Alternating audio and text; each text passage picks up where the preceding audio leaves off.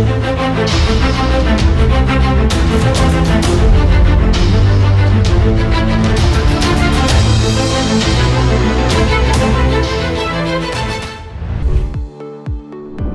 छोटा सा सोवेनियर आपके लिए पहले तो this is a small gift from all of us the faculty. ये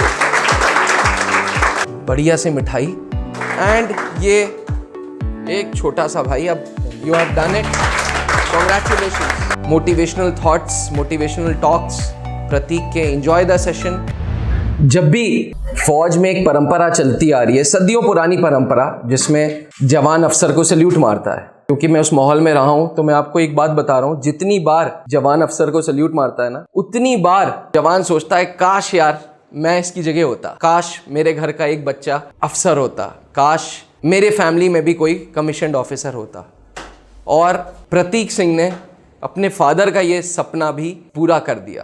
प्रतीक सिंह का एक छोटा सा बैकग्राउंड, प्रतीक सिंह के फादर इंडियन आर्मी के नायक सूबेदार रैंक से रिटायर्ड हैं, नायक सूबेदार आर.के. सिंह, और now he lives a retired life in Jaunpur.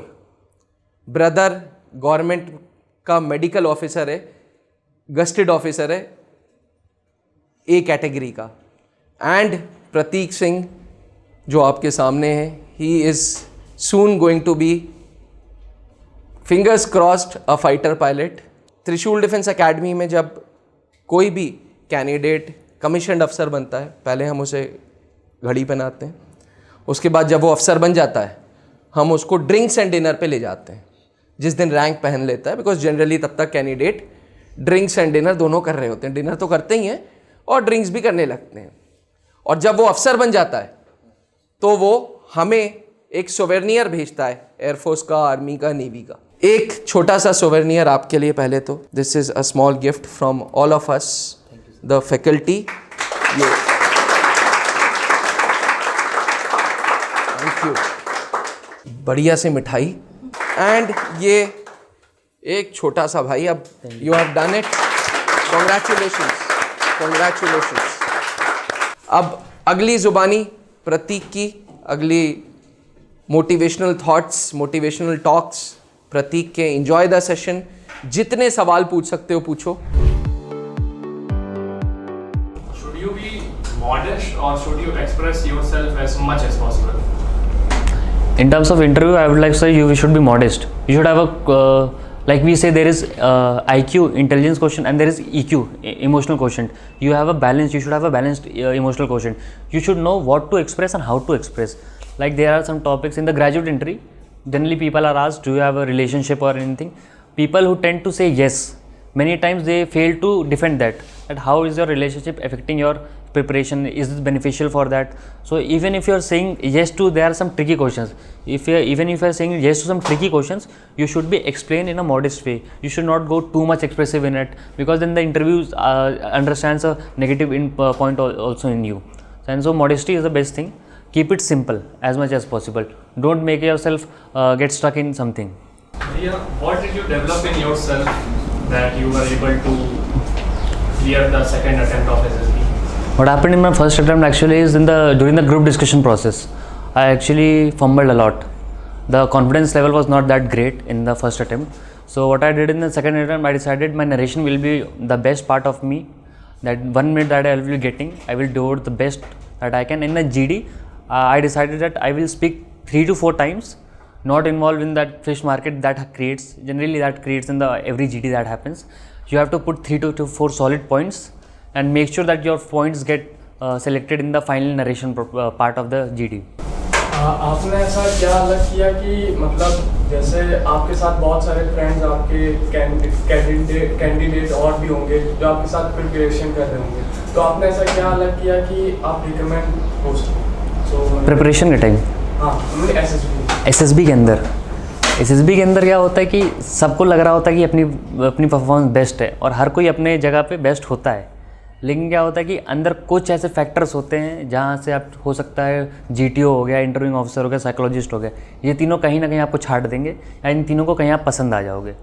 तो ये बताना कि मैंने कुछ अलग किया, ऐसा नहीं, मैं भी वही कर रहा था जो सब कर रहे थे, लेकिन जो तरीका होगा, जो कुछ भी होगा वो थोड़ा अलग होगा, जो मेरे को डिफ्रेंशिएट किया होगा उन लोगों से, क्योंकि बहुत लोग ऐसे थे जो डिज़र्विंग लग रहे थे पूरे बैच को कि हाँ इन लोग का होना है, लेकिन कुछ लोग रिकमेंड नहीं हो पाए। तो इसका ये मतलब नहीं कि उन्होंने कुछ ख़राब किया, अच्छा सब किए थे, क्योंकि जब स्क्रीन इन होकर आते अच्छे लोग ही स्क्रीन इन होकर आते हैं। तो ऐसा नहीं कि किसी ने ख़राब किया था, सबका था, लेकिन किसी का ऊपर पैरामीटर 1-2 मीटर 1 +-1 होता रहता है, तो उसमें कोई फ़र्क नहीं पड़ता है। तो आप बता नहीं सकते, क्योंकि मेरे साथ भी जो स्क्रीन आउट हुए थे, मतलब जो कॉन्फ्रेंस आउट हुए थे, उनकी पर्सनैलिटीज़ भी अच्छी थी। मेरे को तो इनफैक्ट वो बेटर लग रहे थे मेरे से कि हाँ यार इतनी अच्छी पर्सनैलिटी है, बोलने का तरीका अच्छा है, सब इंग्लिश वगैरह सबकी अच्छी है। GTO में भी इन्होंने अपना GD में बहुत अच्छा से बोला था। लेकिन वही होता है, वो +-1 कहीं होता है जहाँ आप दूसरों में फ़र्क आ जाता है। और what about written preparation? Written का मैं तो FCAT एंट्री हूँ। FCAT एंट्री का क्या है कि अगर आपकी इंग्लिश, मैथ्स और रीजनिंग अच्छी है तो आपको इतना प्रेशर लेने की ज़रूरत नहीं, क्योंकि GK मेरा हमेशा से वीक पार्ट रहा है। तो FCAT के टाइम मैंने इंग्लिश, मैथ्स और रीजनिंग में बहुत फोकस किया था कि जितना उसमें स्कोर मैक्सिमाइज़ कर सकता हूँ उस मैक्सिमाइज़ कर लूँ, फिर GK से जो एक्स्ट्रा पॉइंट्स मिल सकते हैं वो गेन कर लूँ मैं वहाँ पर। तो मेरे लिए GK एक थोड़ा डीमेरिट पॉइंट था। बहुत लोग की GK अच्छी होती है तो GK अपना मेरिट पॉइंट बना सकते हैं। तो मेरे लिए तो इंग्लिश, मैथ्स और रीजनिंग, क्योंकि मैं CAT की प्रिपरेशन कर रहा था तो ये तीनों चीज़ मेरी अच्छी थी, तो वहाँ से निकाल लिया। जो आपका मेन पॉइंट है उस पर ट्राई करो कि आप सबसे ज़्यादा नंबर गेन करो, फिर जो आपका वीकेस्ट है उसको अपना प्लस बना के चलो। FCAT के लिए मेरा ये। जैसे बहुत टीचर बताते हैं कि सिर्फ रिटेन पे फोकस करना है, SSB के लिए भी करना चाहिए, मतलब आप क्या किए थे उसमें? मतलब SSB से पहले क्या किए थे? SSB के लिए क्या किया था मैंने अलग? रिटर्न का क्या हुआ था कि रिटर्न का मैंने फरवरी में अपना FCAT का पेपर होता है फर्स्ट अटेम्प्ट, वो वाला दिया। तो वो वाला अटेम्प्ट मैंने दिया कि मैं ट्रायल बेसिस पे कितना कर सकता हूँ स्कोर। तो इंग्लिश, मैथ्स और रीजनिंग वही अच्छी थी, तो उसकी वजह से क्लियर हो गया रिटर्न। SSB में आके मैंने कोचिंग ली थी, तो उस कोचिंग में मेरे को काफ़ी चीज़ पता चली कि कुछ 1-2 चीज़ें कम है। जैसे मेरा जो CIQ में चीज़ नहीं पकड़ पाता था जल्दी, ऐसा अगर मेरे को 9-10 क्वेश्चन साथ में होते तो उसमें स्किप करता था। धीरे धीरे वो इम्प्रूव किया मैंने। और फिर होता है कि स्पीकिंग एबिलिटीज़ बेस्ट वो होनी चाहिए आपकी, आप कितना अच्छा एक्सप्रेस कर पा रहे हो आपका, क्योंकि SSB is all about expressing yourself. अगर आपने अपने को एक्सप्रेस ही नहीं किया अच्छे से तो जितने भी 3 वो हैं वो आपको समझ ही नहीं पाएंगे, और जितना एक्सप्रेसिव बनोगे उतना आराम से समझ पाएंगे और आपका रिकमेंडेशन हो सकता है उतना अच्छा बन जाए। और जैसे आप बोले GK मेरा अपना वीक था, तो SSB के अफेक्ट नहीं कुछ किया उसके लिए? फ्रेशर्स में एक्चुअली वो एक्सपेक्ट नहीं करते, आपको इतना GK क्वेश्चंस नहीं पूछते हैं। हमारे बैच में PIQ बेस्ड हुआ पूरा, और जो रिपीटर्स थे उनसे थोड़ा GK बेस्ड ज़्यादा पूछा। अगर आप फ्रेशर हो तो आपको GK का इतना प्रेशर नहीं डाला जाएगा, लेकिन स्टिल GK अच्छी होनी चाहिए। मेरी नहीं थी, वो ख़राब पॉइंट था। GK अच्छी होनी चाहिए, क्योंकि वो इंटरव्यू में भी बहुत फ़ायदा देती है, क्योंकि इंटरव्यूअर कभी कभी आपको GK के कुछ सवाल पूछेगा, अगर आप नहीं बताए तो आपका कॉन्फिडेंस लो हो जाता है कभी कभी। तो वो चीज़ ना हो तो अब GK प्रिपेयर रखो।